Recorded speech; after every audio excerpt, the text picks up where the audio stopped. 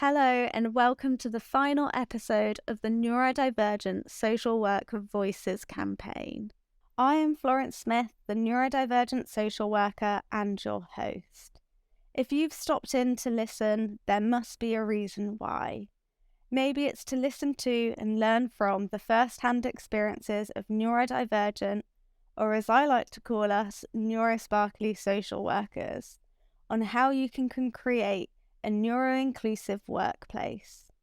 Or maybe you're seeking advice from other neurodivergent social workers about what works for them.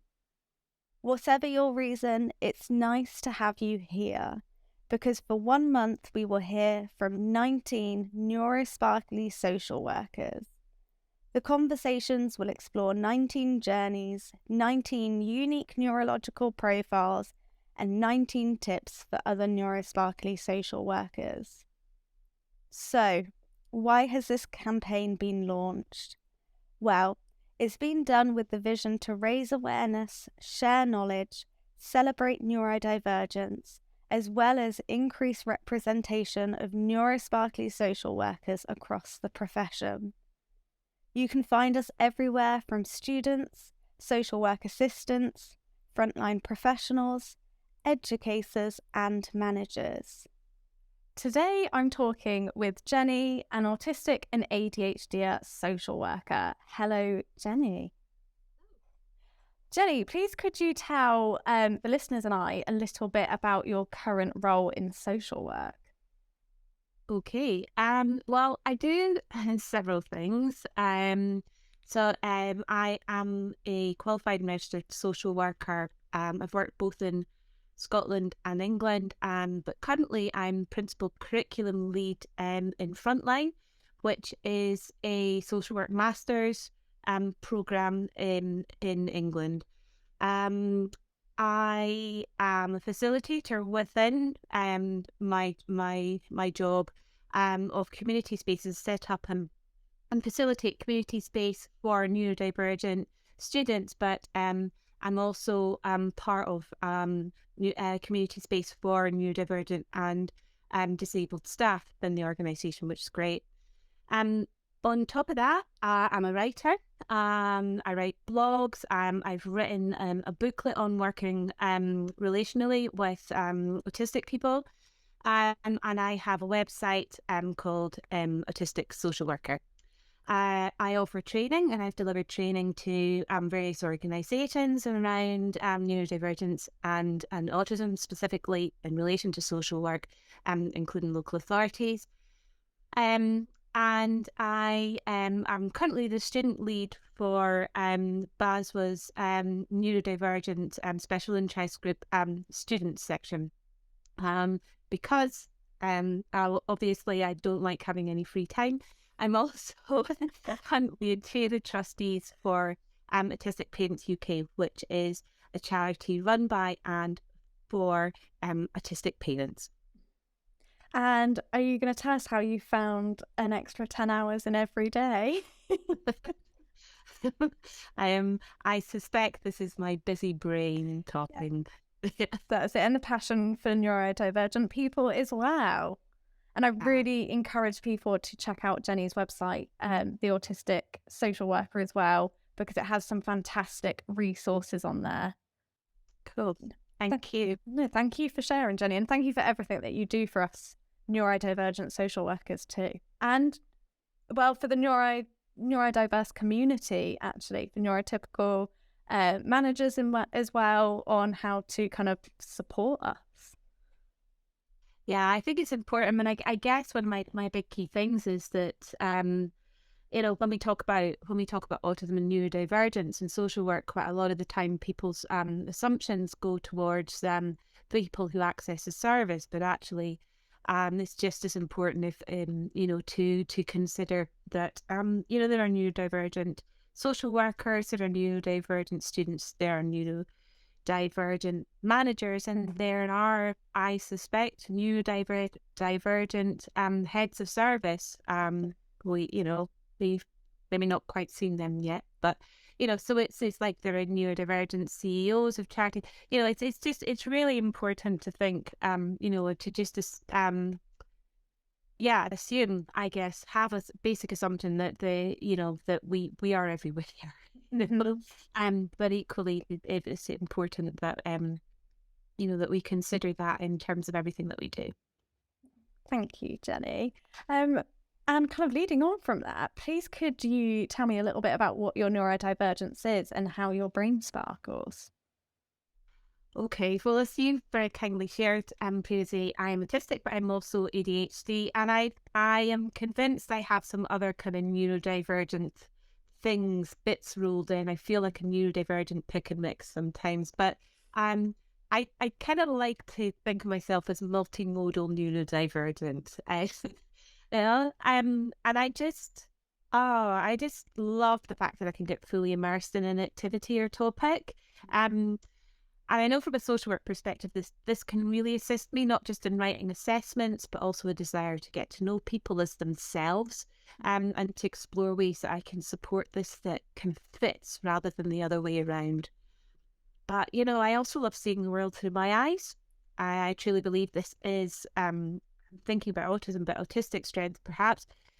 Viewing things. Well, actually, no. I'm going to backtrack on that. It's definitely. I definitely credit that to my ADHD side of the brain too. Yeah.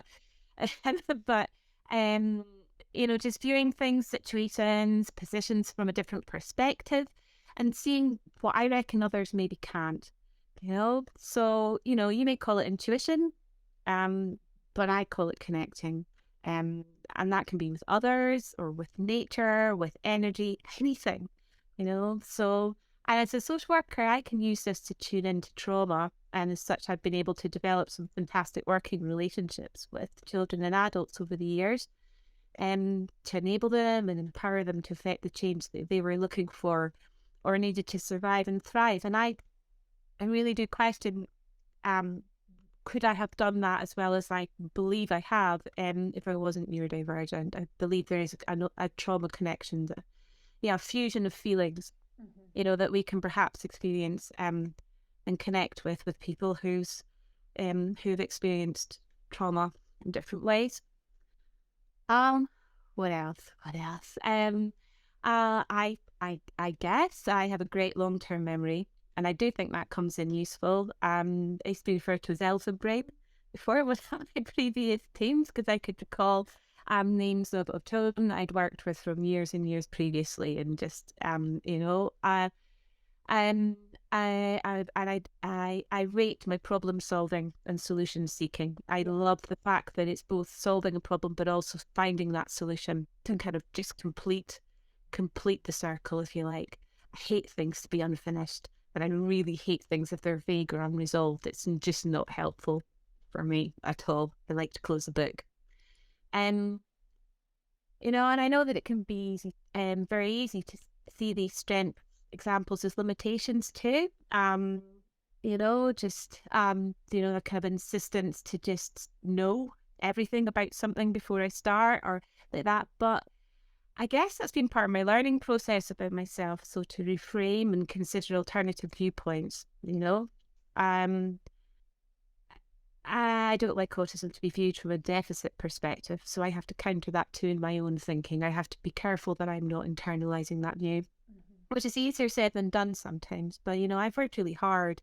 Over the years, I was, late identified. I was, I guess when they talk about hidden generation of or hidden women in terms of autism diagnosis particularly, I was one of those, and I guess I've worked really hard to claim and own my own strengths, and I'm really not going to give them up. Thank you very much.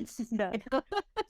I'd use that deficits happen when your strengths aren't recognised or you're forced into being something that you're not, so you use your strengths to survive it or challenge it. Thank you for sharing, Jenny. Please could you tell me a little bit about your experience of social work? Okay. So I guess I take my social work role really seriously. It's hugely important to me, and it's important that my own values align with general social work values. I guess I just live within a social justice approach to the world, really. And so it's kind of similarly to how I can't separate my neurodivergence, so my autism, my ADHD, and whatever from my core self. I can't separate my social work self from my other identities either. It is part of me. They're enmeshed. And sometimes that hurts because I experience oppression from other sources, but it doesn't stop my desire for fairness and equity. And I guess it just makes me fight harder. Although I may change how I do that depending on my energy levels. Yeah. But studying was painful. And I'm currently studying to do a professional doctorate in social work. So, I'm reliving the pain a bit. But I struggled with basic tasks. Just attending and focusing on things that didn't feel as interesting or purposeful, and study plans just weren't worth existing.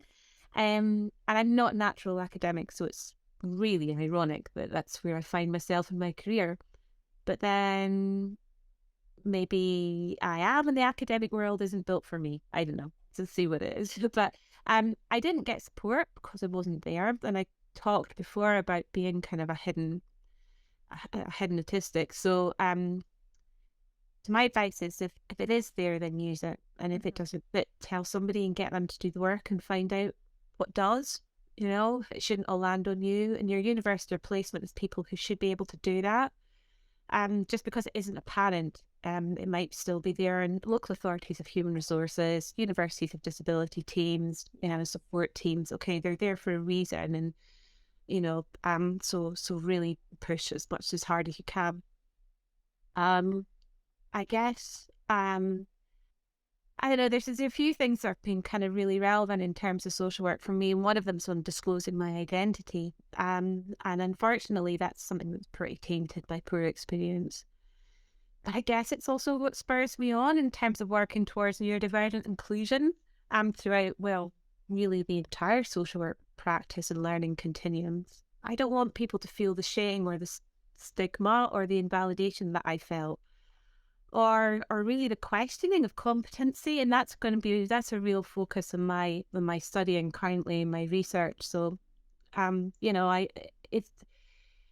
it's when we talk about professionalism, when we talk about competence, it's like, what really are we saying? It's such a social construct to add. And when you're not neuronormative, how are you being assessed? So it's something that really, really interests me.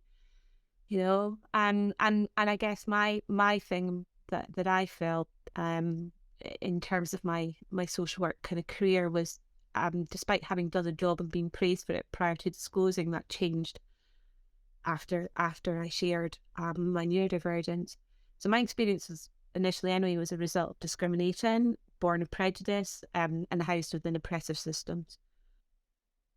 So I guess what would I be saying to other neurodivergent social workers about disclosing? I can't really advise because it's not my choice, and it's certainly not my right to tell people what's best for them. But I guess was speaking directly to folk, I would say, what is the benefit of disclosing? And if there is benefit, and there really is benefits if the context is safe, then choose a safe and trusted person to tell first, and then work out what support you need to explore that further in the workplace or the education setting. And actually, don't discount unions because they could be a really good source of support, especially in the employment field. So I guess in my current role, I had neurodivergent based coaching, and it was incredible. And I honestly, I wish I'd had it years ago. And just simple things that I wanted to explore with simple solutions. It wasn't anything amazingly enlightening. It was just that space and opportunity for me to just work through things. And it's a process that worked wonders for me. I learned so much about myself. And actually, another really key thing was it reignited the confidence I thought I'd lost through my previous experiences following disclosure of my identity. So I guess that's another bit of advice I'd maybe offer folk. If you can access coaching, please do it, but make sure it's neurodivergent informed, I think at the very least.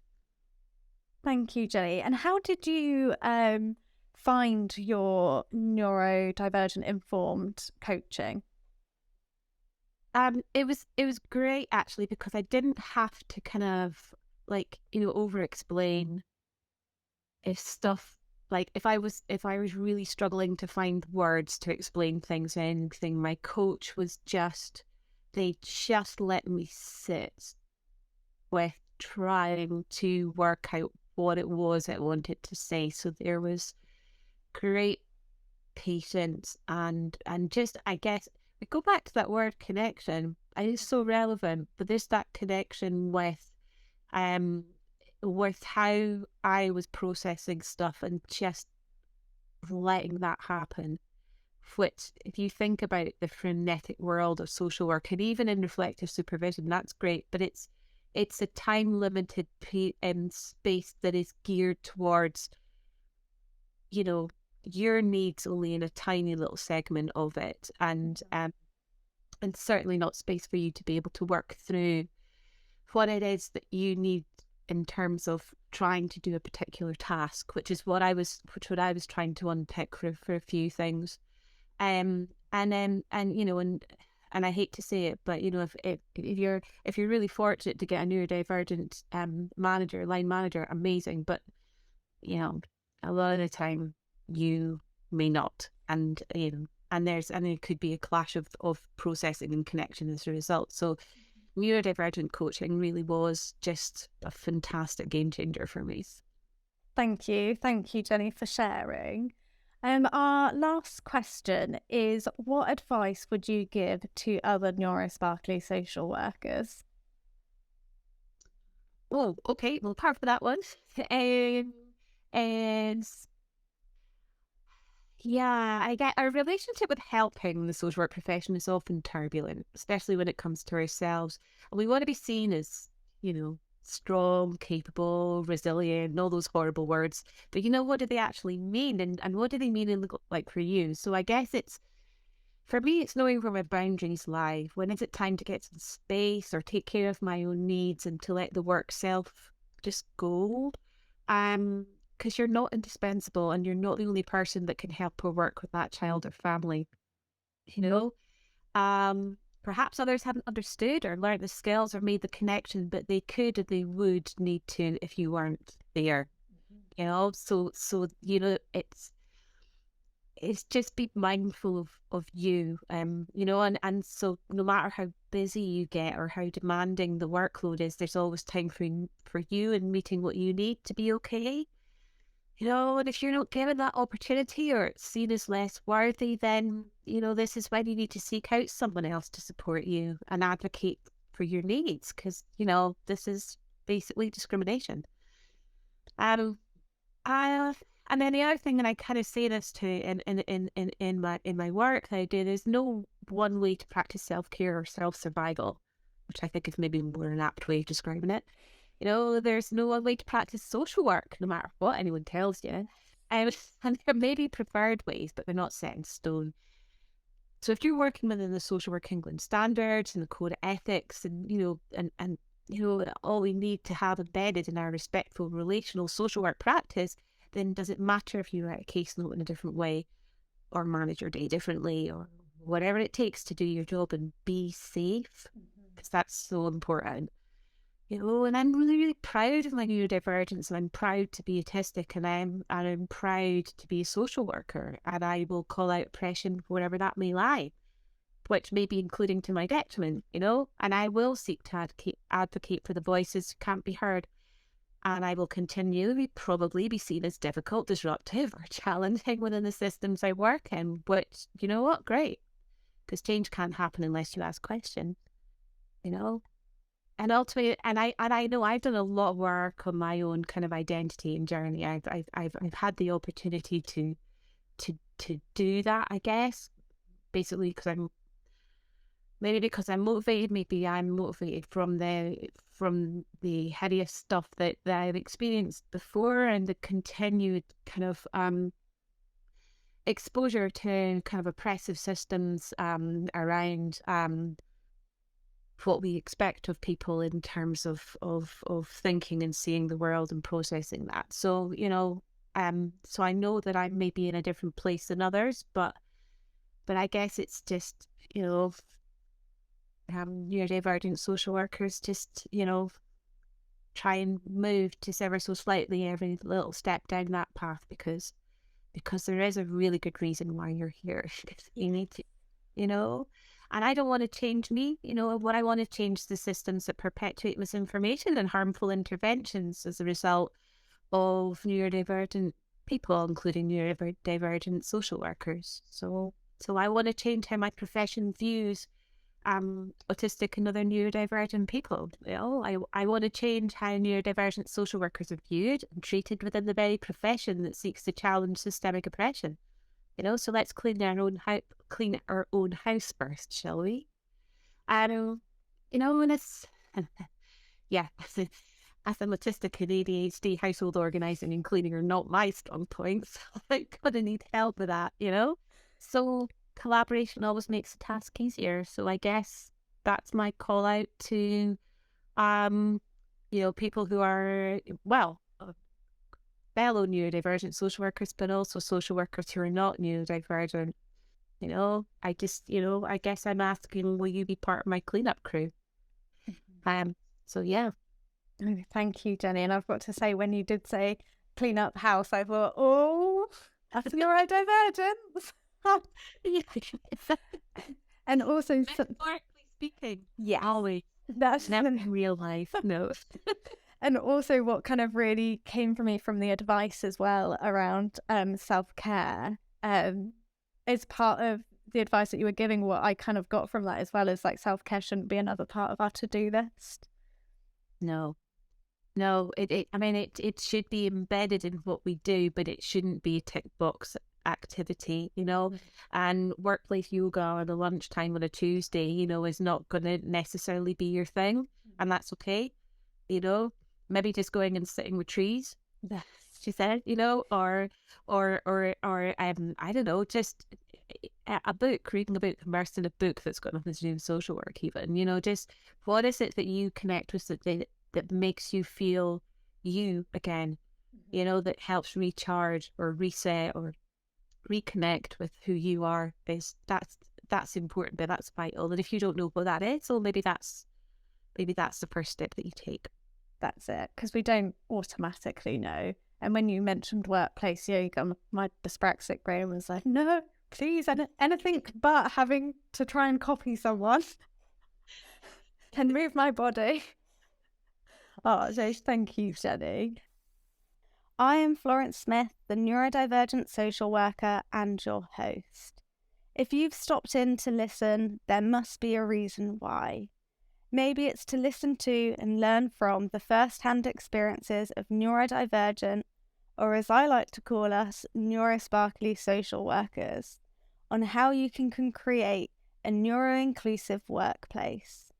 Or maybe you're seeking advice from other neurodivergent social workers about what works for them. Whatever your reason, it's nice to have you here, because for 1 month we will hear from 19 neurosparkly social workers. The conversations will explore 19 journeys, 19 unique neurological profiles, and 19 tips for other neurosparkly social workers. So, why has this campaign been launched?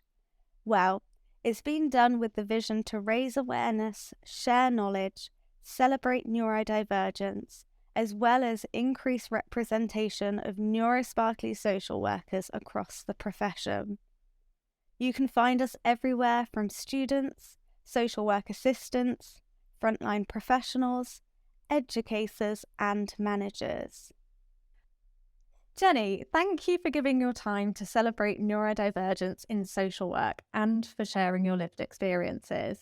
And thank you to everyone who has listened. If you're interested in learning more about neurodivergent social workers and neuro-inclusion, please check out the Neurodivergent Social Worker website, the Autistic Social Worker website, and the British Association of Social Workers Special Interest Group. I'll post the link to all three in the description below. Thank you. Thank you.